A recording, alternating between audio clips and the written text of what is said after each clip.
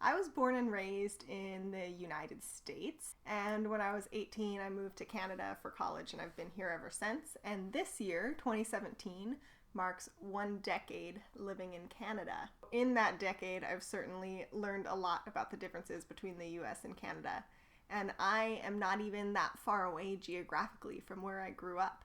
I grew up in a suburb outside of Seattle, and I now live in Victoria, British Columbia. Very close. But still, culturally, there's so many differences between the two countries.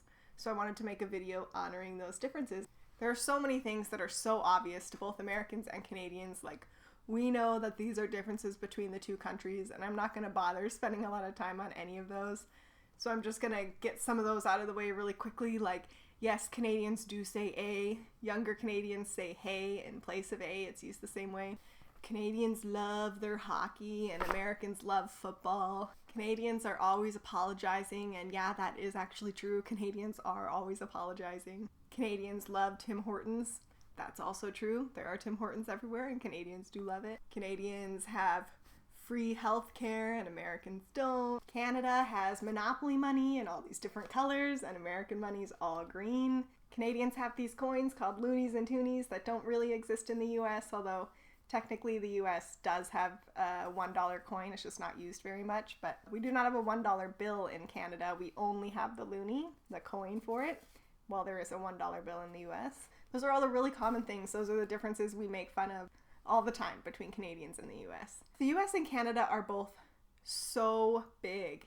They're huge countries, so there's big regional differences too. For me, my perspective is really a West Coast one. I tried to pick out things that I was pretty sure were more likely to be Canadian and more likely to be US in my list. This does not mean that everyone does these things or everyone has these things, because there just are regional differences. And also, be prepared. I started writing out this list. I thought I would just type out the differences that I saw, and my list ended up being 3 full pages long. So, get ready. This is gonna be long. So I broke it up into sections. First section is just gonna be words. Both countries have Kraft macaroni and cheese. In Canada, it is called Kraft dinner, and you really refer to it here as KD. You say a box of KD. I'm gonna make some KD tonight.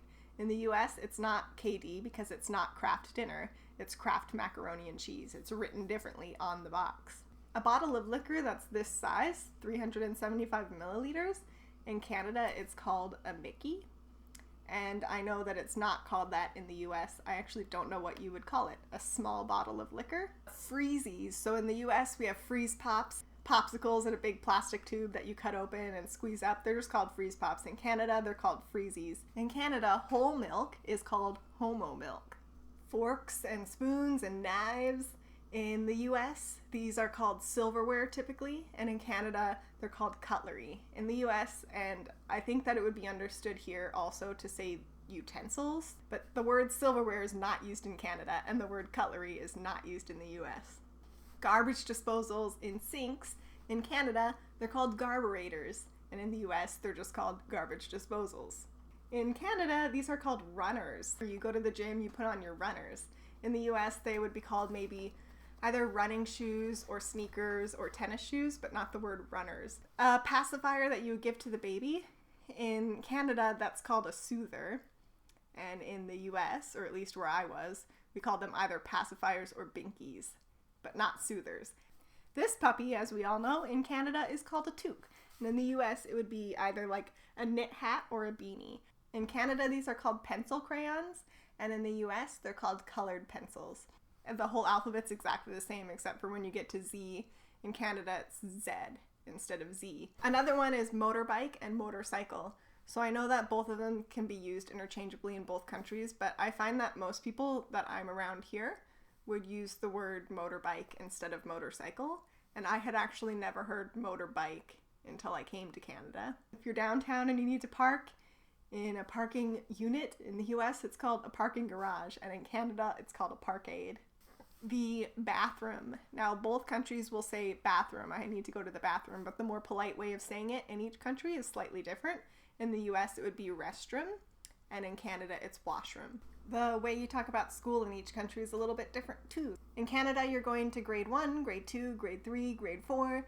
In the US, you're going to first grade, second grade, third grade, fourth grade.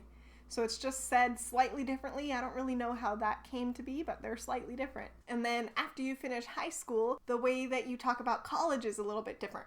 So in the US, you have community college, and then you have universities. And you would say, I'm going to college. If you were going to the University of Washington, that's called a college. And if you were going to a local college, you're going to community college. In Canada, a community college is just college, and a college is a university. So if you're going to the University of Washington in the States, you say, I'm going to college. And if you're going to the University of British Columbia in Canada, you say, I'm going to university. In the US, you have the terms freshman, sophomore, junior, senior, either 9th grade, 10th, 11th, 12th, or 1st, 2nd, 3rd, 4th of college is freshman, sophomore, junior, senior. In Canada, those words just don't exist. When you're in high school, it's grade 9, grade 10, grade 11, grade 12. And when you're in university, it's first year, second year, third year, fourth year. So when I came to college here, I was a first year in university rather than a freshman in college, which is what I would have been if I had stayed in the US. In Canada, we also don't use the term African American or Native American. And if you think about it, it's because they wouldn't be American, so that term wouldn't make sense. But we also don't say African Canadian. An African American person would just be referred to as Black, and Native American people would either be referred to as First Nations, which is the more proper name, or just Native. What you call the US is slightly different. So before I came to Canada, if I was traveling somewhere, telling somebody where I was from, I would say I'm from America. And in Canada, you don't refer to the US as America. They call it the States, which I think quite a few other countries refer to it as well. Canadians will say, well, you're not the only part of America, we're also a part of North America, so you're not Americans, we're also Americans. They wouldn't refer to an American as like a Statesian or anything like that. People call me an American from the States versus from America.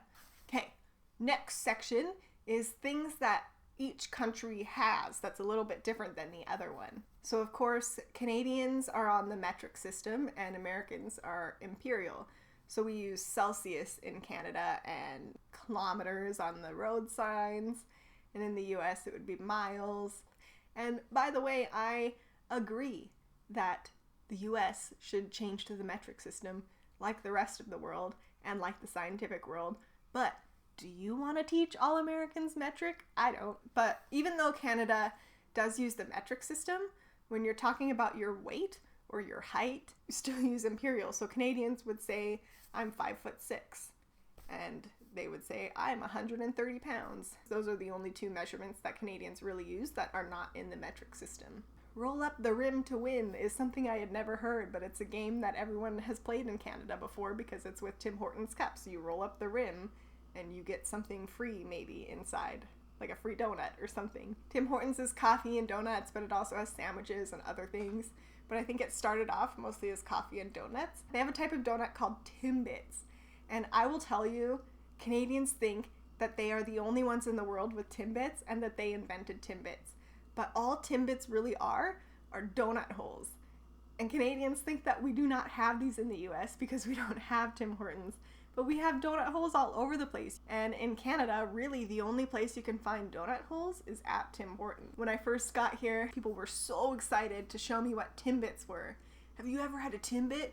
What? You've never had a Timbit? They took me to Tim Hortons and got Timbits. I was like, guys, what are you talking about? This is a donut hole. It's just a donut hole. One thing that they do not have in Canada, that they do have in the States, is spray cheese. So Cheese Whiz, when you spray it, people ask me about spray cheese all the time, and if I've ever had it. You can get Cheese Whiz in a tub here, so you just get it in a tub and spread it on stuff, but there's no spray version of Cheese Whiz in Canada. And of course, in Canada we have Smarties, which are really similar to M&Ms. They look really similar, but they taste slightly different. We have Smarties and we have M&Ms. In the US, we have a candy called Smarties too, but they're little sugar candies in a tube. And there's an identical product to that in Canada, but they're called Rockets here instead of Smarties. I haven't found many American candies that you can't find in Canada, although I'm sure there are some. I just don't run into that problem very often. But there are some candies that are definitely Canadian, like Coffee Crisp and Caramilks, which is really the same as a caramel, Aero bars, chocolates with little holes in them. And then Kinder Eggs is the big one that's Canadian and not American. So it's a chocolate egg with a little toy in it, and they're illegal in the US. You actually aren't even allowed to bring them across the border from Canada to the US because of the toy that's inside. They're afraid kids would swallow the toy. Canadians think that's a little bit ridiculous. Why would a kid swallow a toy? But I don't know, I actually kind of get it. And Kinder Eggs really aren't all that special anyway. It's a chocolate egg with a toy inside. The chocolate isn't that good.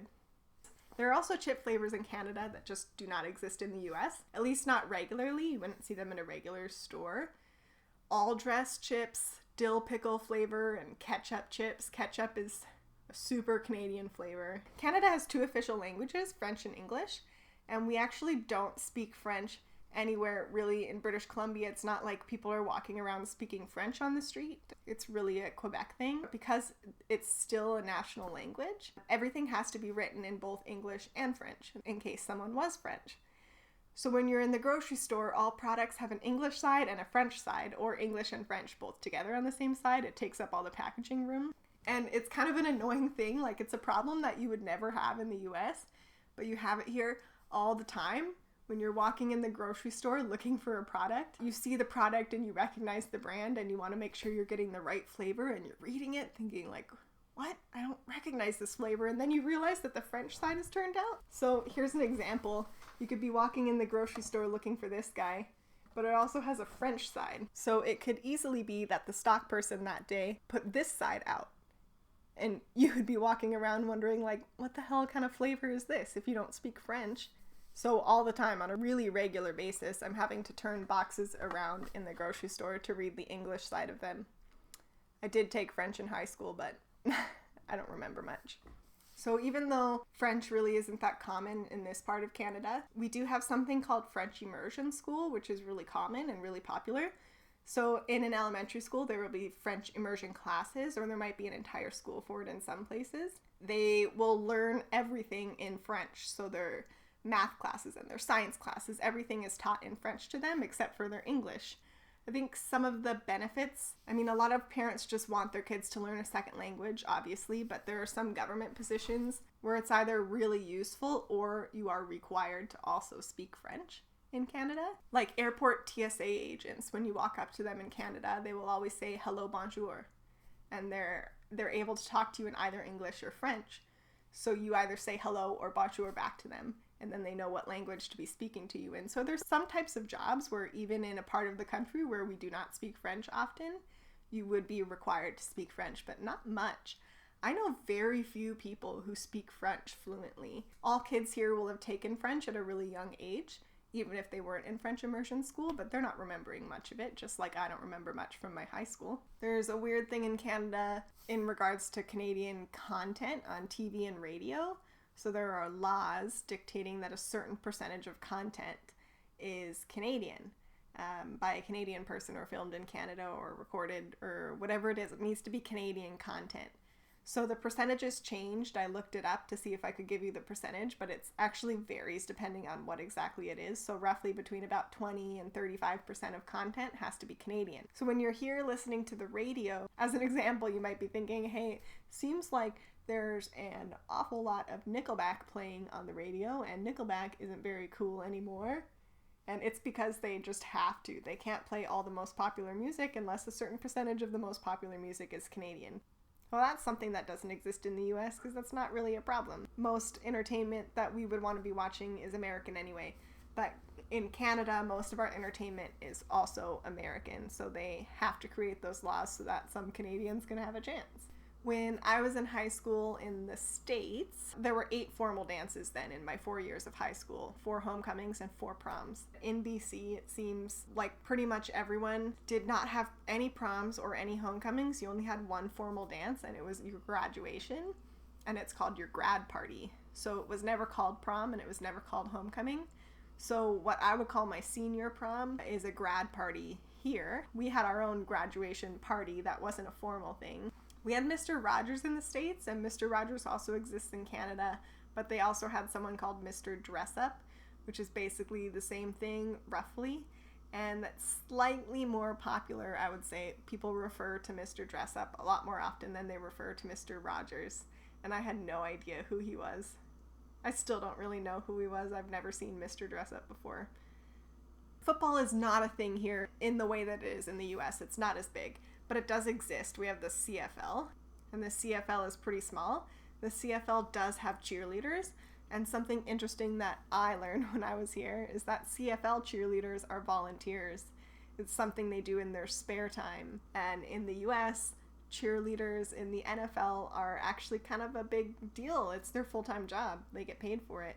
Postage. So we have Canada Post, which is the same as what USPS would be in the States. Canada Post is so ungodly expensive. It's terrible. So as an example, I once sent a tank top that I sold on eBay. Tiny little package, cost me $25. $25! And often it can even be cheaper to send something to the US than it is to send within Canada. So I assume it cheapens on the USPS side of things. It's crazy. Our cell phones are also so ridiculously expensive here. A lot of things are really expensive. We have a lot of land to cover, but not a lot of people compared to the US. There are less people living in Canada than there are in the state of California alone. So people are really spread out here. It's a lot of land to cover without the demand. There are also no freeways in Canada, no interstates like we would have in the US. I mean, the US is covered in freeways. We have highways in Canada, but it's not quite the same as freeways. Also, for that same reason, it's a lot of land to cover for not quite as much demand as there is in the US. Also, the Pledge of Allegiance does not exist in Canada. Every once in a while, someone will ask me, did you really have to say the Pledge of Allegiance? And yeah, I did. I had to say the Pledge of Allegiance every single day in school from kindergarten until senior year of high school. I said the Pledge of Allegiance every day, and Canadians think that sounds a little culty when you hear someone saying the Pledge of Allegiance, which I get. It kind of does sound culty, but it's just a thing we did.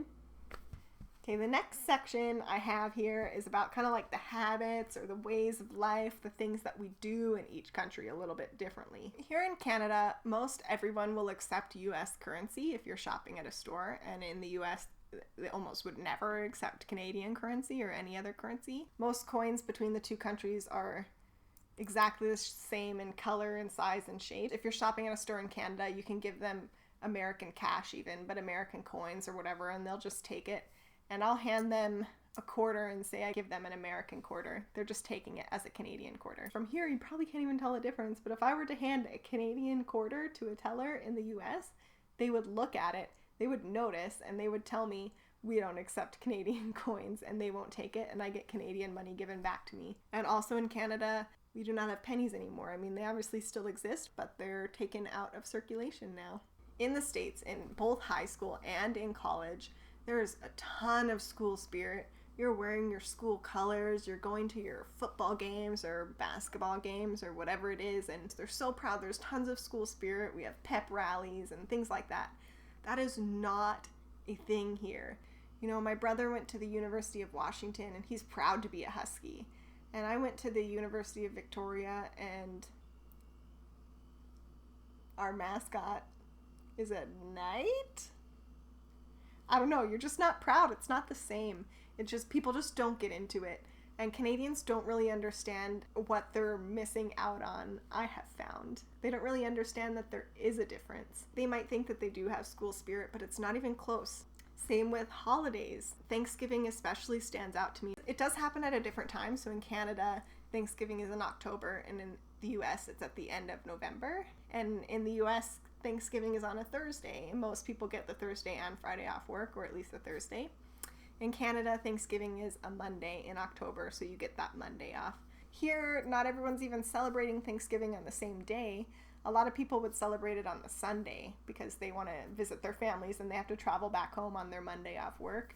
Some people might celebrate it on the Saturday, some might on the Monday.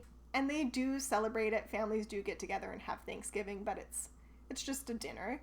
In the US, it's a pretty big deal in general. It's a big football day, there's the Macy's Day Parade, the dog show. It's a big long weekend afterwards. In general, you don't celebrate things in Canada to the same level as you celebrate them in the US. Just not quite the same extremes. And also, Canadians, they consume a lot of American media. There's not a lot of Canadian media around. Consuming mostly American media, where Americans are consuming practically zero Canadian media.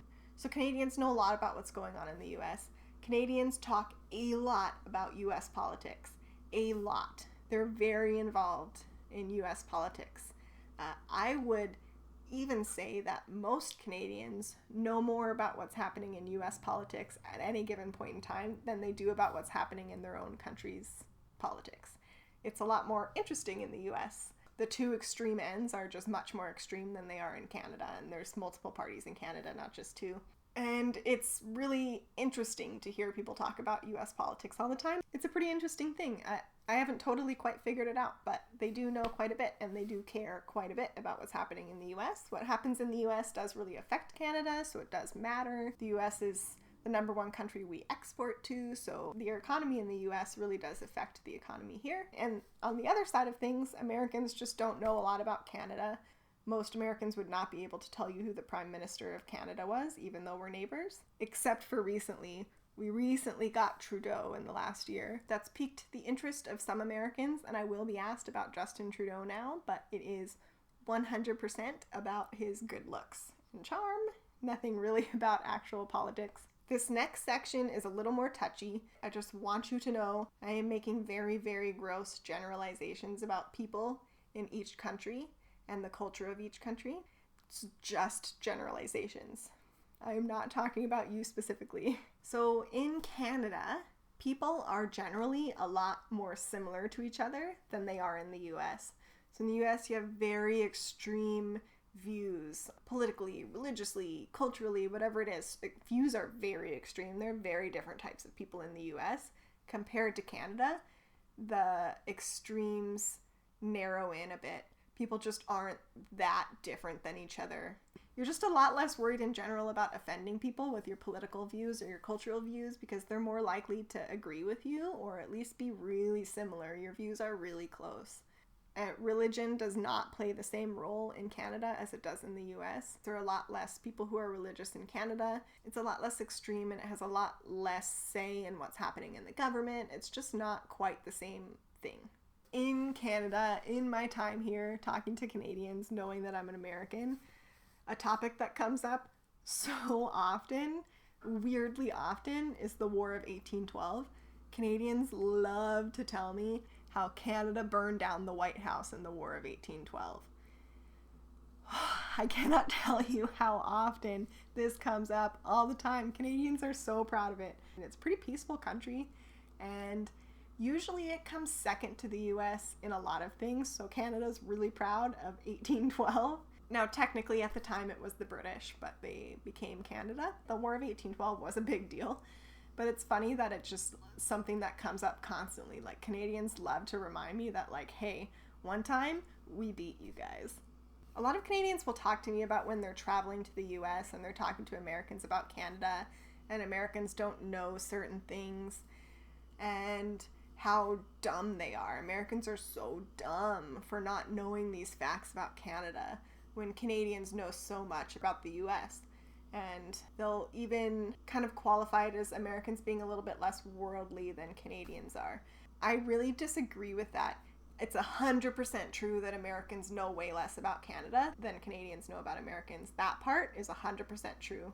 For one thing, almost all Canadians live within 10 miles of the US border, whereas most Americans don't actually live that close to Canada, so they're not crossing the border. And also, Canadians are consuming mostly American media. Those things are learned kind of subconsciously through watching all of that media, so it makes total sense that a Canadian would know way more about the US. It makes total sense to me. And also, the US is a superpower. Growing up, taking world history classes in school, in the US we were learning about major countries. We were learning about Britain and France and China and pretty major countries. I remember learning about Canada, but it just wasn't as often that we were learning about Canada. We were learning about just the big countries, the big brand name countries in the world.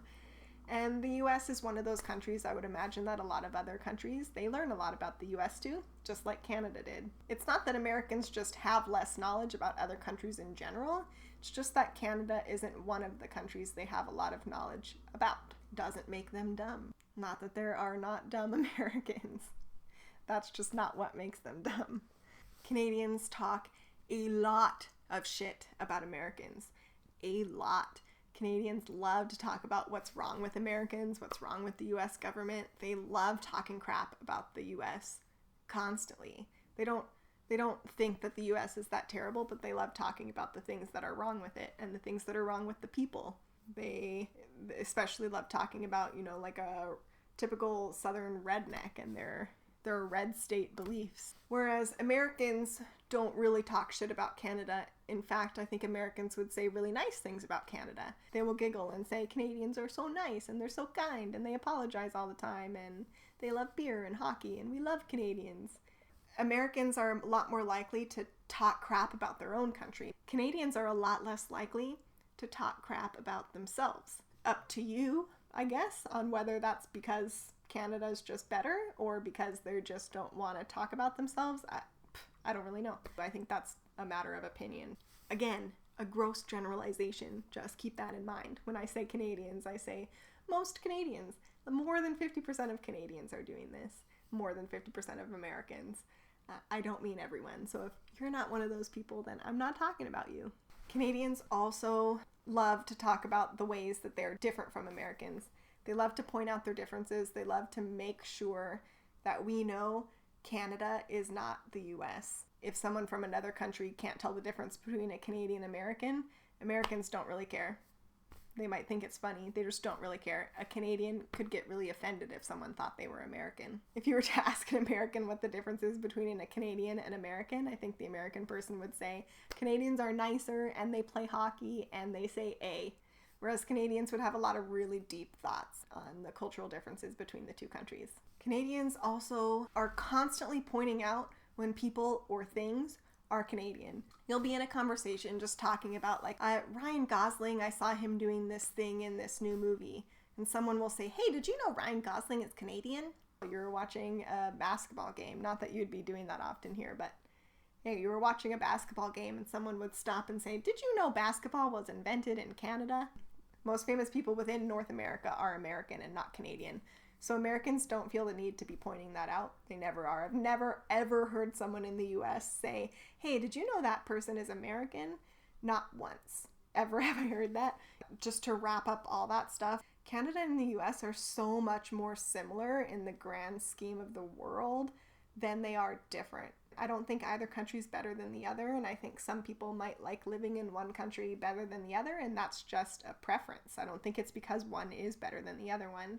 Yes, you're more likely to bump into someone in Canada and have them be polite and nice to you than you are to have them be rude to you. That's something I love about Canada. The US is also a lot more, I think, creatively exciting. There's more happening in the US. Those extremes, that fighting and that rudeness, I think that brings about great things in some weird way. A lot of exciting, fun things exist in the US that don't exist in Canada. Things happen in the US first before they come to Canada. So really, I think both countries are great, and I'm really, really thankful that I get to live in one and be really close to the other and experience both. I love you, Canada, and I love you, United States. This is what I have learned in my decade in Canada. There's obviously so much more. There are a ton of differences, but these are just some of the most pointed ones to me, the ones that I wanted to bring out.